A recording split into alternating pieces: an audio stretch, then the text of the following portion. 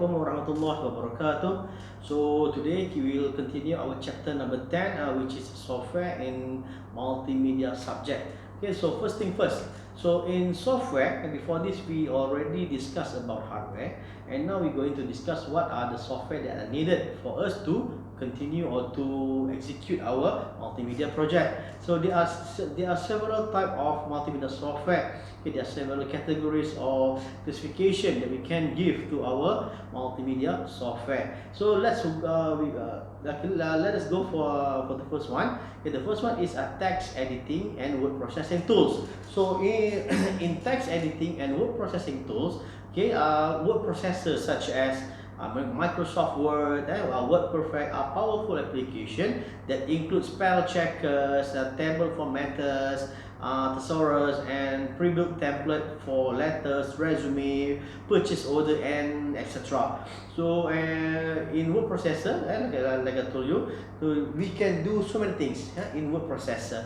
We can create a letter, or in your case, maybe if you want to create your assignment, so you're going to use word processors such as Microsoft Word to create your document. And yes, we can do so many things, like maybe if you want to create your resume, if you want to insert a cover page for your word processor, yes, we can do it. And OpenOffice is a free downloadable word processing program. So Microsoft Word, yes, we have overall is a Microsoft Office. In Microsoft Office, there are several software that are included in Microsoft Office, such as PowerPoint, what else? Excel, Access, and Word itself.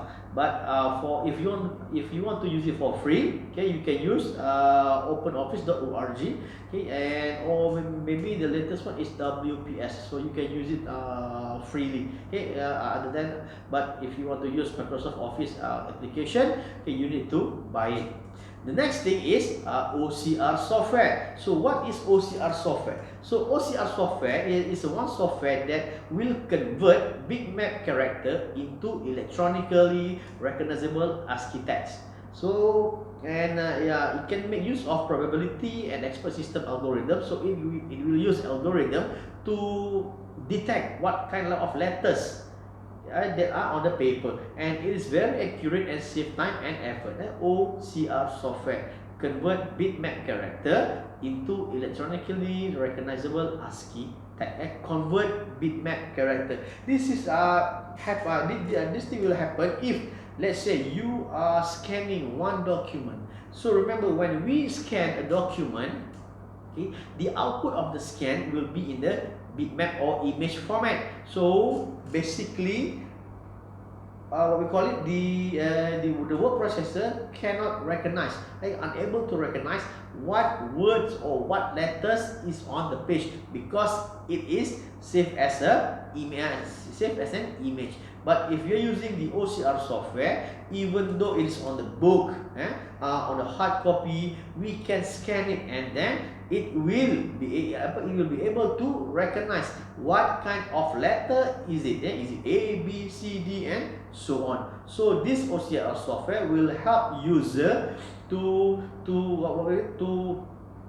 transfer or to recognize all the text, all the sentences, all the words and characters on a paper, on an image, okay, to be able to be read by your computer or in the ASCII text.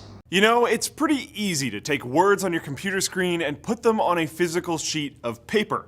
Just click print, and unless you've forgotten to fork out an extortion level amount of money for a new cartridge, you'll have fresh, warm, satisfying documents just a few moments later. But going in the opposite direction, scanning dead tree information into your PC is actually quite a bit trickier. I mean, sure, flatbed scanners aren't all that difficult to operate per se, but many of them are basically just taking a picture of the document and saving it onto your PC, meaning not only will it probably not look very crisp due to file compression and little bits of dust in your scanner, but you can't edit a clean copy of your document in your favorite word processor because the scanner won't recognize each individual character. Fortunately, there are a number of devices out there that enable optical character recognition, or OCR, where each character on a page is scanned individually, so your papers are uploaded as actual text documents instead of messy JPEGs. But how exactly does that work, and is one kind of optical scanner better than another? Well, because the whole concept of translating text into electronic signal is pretty broad, there have been lots of different implementations of OCR over the years. In fact, one of the earliest electric OCR devices, the optophone, was invented all the way back in 1914. This bizarre-looking contraption relied on the special behavior of selenium, which conducts electricity differently in light and darkness. As it scanned the words on a page, the optophone distinguished between the dark ink of text and lighter blank spaces, generating tones that corresponded to different letters, making it possible for blind people to read with some practice.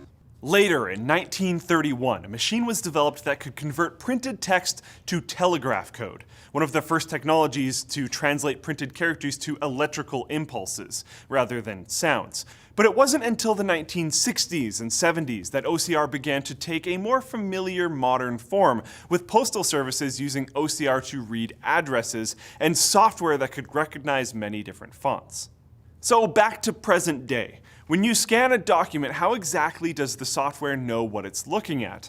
Well, the first step is to cut out artifacts so your OCR program can concentrate on the text and nothing else. So it attempts to remove dust and other various graphics, align the text properly, and convert any colors or shades of gray in the image to black and white only, making the words themselves easier to recognize. The next step is to figure out which characters are on the page. Simpler forms of OCR compare each scanned letter, pixel by pixel, to a known database of fonts, and decide on the closest match. Smarter OCR, however, takes this step farther by breaking down each character down to constituent elements like curves and corners, and looking for matching physical features and actual letters. You can think of the differences between these two approaches similarly to the difference between raster and vector images, which you can learn more about up here. OCR software can also make use of a dictionary so it won't accidentally spit out nonsense words due to inaccurate scanning. For example, if your scanner sees this, but it can't quite tell whether the middle letter is an O or an A, it can check its own dictionary to decide that the word is actually dog and not dag. Giving OCR software situational information can further cut down on errors, such as telling it to only try to match numbers if it's reading zip codes on an envelope. Even with these tricks, however, OCR obviously is not perfect, which you've probably seen for yourself if you've ever used it. But with greater processing power and machine learning techniques that allow software to recognize more subtle patterns over time, OCR has become versatile enough to recognize harder to read typefaces, inconsistently printed material, and even handwriting. And free OCR cloud processing services like Google Drive, which has a lot more machine learning capability than your home PC, for which I hope are fairly obvious reasons, have made OCR more accessible than ever. No word yet, though, on whether Google will take it a step further and launch Google Interpretive Dance Translator. I don't know what I'm doing. Ignore me. Next is painting tools. Painting tools allow you guys, allow us to create and modify bitmap images, such as Photoshop, Firework, Painter, okay? And bitmap image provide the greatest choice and power for rendering fine detail and effect. So with this kind of, or with this type of software, we will be able to edit an image. And maybe we have one original image, and then we're going to edit it to be something else, or maybe the term is like a superimpose. Okay, we can change our background, we can change the color of your hair, we can change the color of the skin, or we can refine to make your face more beautiful, or like beautify. And there are so many things that can be done, and we are using the painting tools like Photoshop and Firework. Next is drawing tools, and drawing tools allow you to create and modify vector graphic, and it's different with painting tool. Painting tool is mainly for bitmap. But if we want to create or to modify a vector image or vector graphic, we need a drawing tools. So what are the examples of drawing tools? Okay, such as CorelDRAW, Adobe Illustrator. Okay, this is some of the example of the software that can be used to drawing or to edit or to modify a vector graphic. And vector graphic are used by Adobe Flash to reduce the, or we call it Adobe Animate, to reduce download time and scaling problem with web graphics. So why we want to reduce, why we are using this to reduce download time? Because as we know, if I'm not mistaken, in the graphic chapter, we know from bitmap and vector graphic, they are big different in the matter of size file. So bitmap is much more bigger compared to what we call it a vector graphic. So it is if we are using vector graphic, it is so is very suitable for reducing download time on the web. And many operating systems can only import bitmap graphic. Okay, so if you can see, so this is the difference. So this is the things about drawing tools. It mainly for vector graphic. If you like to design, if you want to design something, it is better for you guys to use drawing tools, because if you want to edit a bitmap image, okay, a photo or whatever, okay, you need to use painting tools. But if related to vector graphic, okay, it is better for you to use drawing tools such as Adobe Illustrator. So next is painting and drawing features. Okay, so what are the features in painting and drawing software? Okay, some of the features that can be included in the software is an intuitive GUI. Intuitive GUI. What does it mean by intuitive GUI? From the interface, such as the icon on the software, okay, it will give us basic understanding what are the purpose of that interface. Such as if you are using Photoshop, for example, okay, if you want to cut, it will show you a scissor icon. If you want to erase, it will show the eraser icon. If you want to paint, or if you want to put some color in it, on your image, you can choose either you're going to use a paint bucket or brush tools, and so on. So that is one of the example of intuitive graphical user interface. The next thing is scalable dimension. We can resize the dimension of our workplace, and multiple undo capability. Let's say we have execute several instruction, and then we want to back to the originals. Yes, okay, as a painting and drawing software, they must have this undo capability. And scalable text font support. Here we can adjust all the fonts, and support for third-party special effect plugin. And the one of the most important part is layering capability. Okay, so I believe you guys already have the experience of using one of the painting software such as Adobe Photoshop, at least. Okay, so this is one of the example, the best for me, the best software that can be used to edit a photo. Painting features such as smoothing coarse edges, object into background with anti-aliasing. So what is anti-aliasing?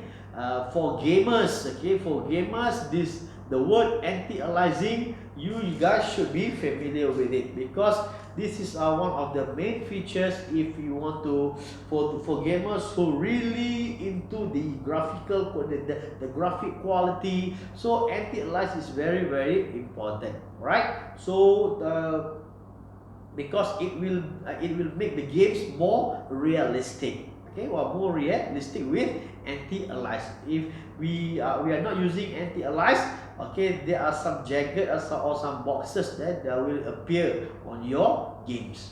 Talking about anti-aliasing, which refers to the technology that removes jaggies or the staircase effect from your video games in real time, making them appear smoother. So where the heck do jaggies come from? Well, the images on your computer screen are made up of tiny squares called pixels, whereas real objects have rounded corners. So what happens is when you take a bunch of squares and line them up, you end up with a nice straight line that looks perfect. But then what happens if you try to draw a diagonal line? That's where the squares end up corner to corner, and you end up with that staircase effect that looks quite unappealing. Now, there are a wide variety of different kinds of anti-aliasing, the most basic being MSAA or multi-sample anti-aliasing, and some more advanced newer ones like FXAA, which is a faster, more approximate style of anti-aliasing from NVIDIA, but they all work in fundamentally the same way. That is to say that they take the missing data in that line and they go, okay, well there's a gap here, but we're gonna take samples all around it and try to fill in the approximate data that should be there in order to make the image look more pleasing to the user. I call anti-aliasing fake resolution. You're always better off to increase the resolution to get a more clear image, hence something like Apple's Retina display, where rather than using anti-aliasing tricks, they actually are just squeezing more pixels into the point where your eye can't even tell that it's a square block anymore. But if you don't have that option, anti-aliasing is a way of making it look smoother and higher resolution without actually upgrading the display device that you're using. Thank you for checking out this explanation on TechWiki for anti-aliasing. Okay, 3D modeling. And 3D modeling tools allow us to render an object in the three-dimensional perspective. So what are the examples of software that can use for 3D modeling? Okay, the example are such as Vectorworks, Autodesk Maya, and Strata 3D. Okay, this is some of the example of the 3D software that you guys can use to create your 3D modeling or 3D rendering.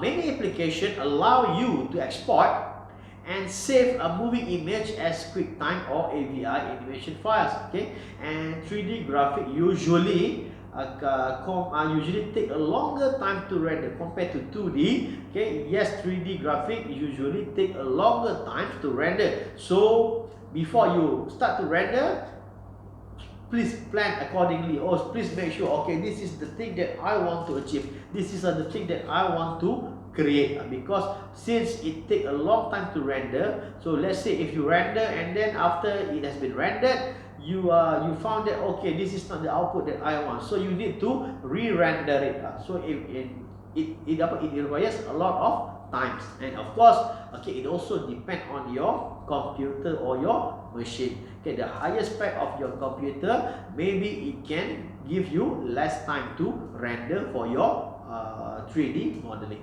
And of course, 3D modeling tools allow rendering of object in the three-dimensional perspective. That might include in this 3D modeling software. So some of the features that might include in this 3D software is good color. The first one is good color and palette management. Second one is multiple dimension windows and unlimited cameras. So means we have many cameras to capture or to design or to see the angle of the image that we want to create. And lathe and extrude features. So what is lathe and extrude features? Okay, this is some of the most important part in 3D modeling, and lathe and extrude features.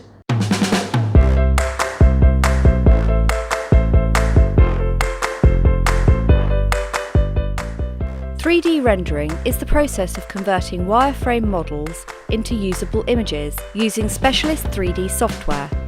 Sequences of rendered images can be compiled to produce animations.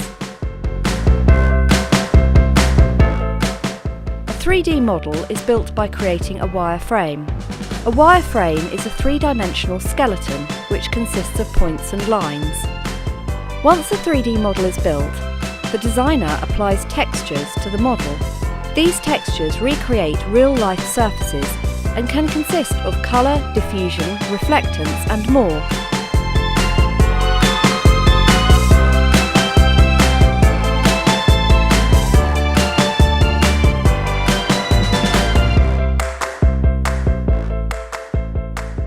Once a 3D model is built, and textured, the model can be put into any 3D environment, and the textures will react as they would in the real world.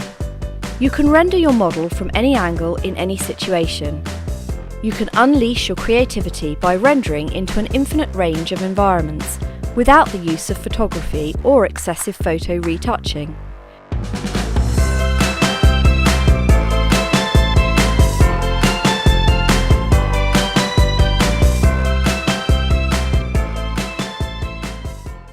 Okay, so this is some of the features that need to be in the 3D modeling software. Okay, image editing tools. Image editing tools. So image editing tools are specialized and powerful tool to enhance and retouching existing bitmap image. Again, like Photoshop, okay, many painting and drawing programs also serve as image editor, and features include conversion of image data types and file formats, masking features, employment of virtual memory, scheme, and etc. And of course, it also supports third-party plugin. And I believe nowadays there are so many software that can be found either on the desktop version or on the mobile version. So things are getting easier nowadays to edit a image or photo for you guys. Next is sound editing tools. What is sound editing tools? What are the purpose of sound editing tools? Of course, okay, it enables the user to see music as a waveform, as well as hear the sound. This is done by drawing a representation of sound in fine increment. Okay, I believe we have covered all these things about sound in the sound chapter previously. So next is animation, video, and digital movie. So animation is a sequence of bitmap graphics, scenes, or frames, and rapidly played back. Okay, this is animation we have covered on chapter number 5, if not mistaken. Okay, we have discussed a lot about this animation. And animation can be made within some of the tool system by moving object or sprite to stimulate motion. And moving working tools take advantage of QuickTime and AVI format to create, edit, and present digitized motion video segment. Okay, to create a video digital tools. Right? So what are the helpful accessories software that can be used or that can be found in our computer? Okay, one of the simplest way is the screen capture software. Okay, the screen capture software, which will enable us to move a bitmap image by placing them on the clipboard. Okay, so one of the example of screen capture that can be used is a print screen button.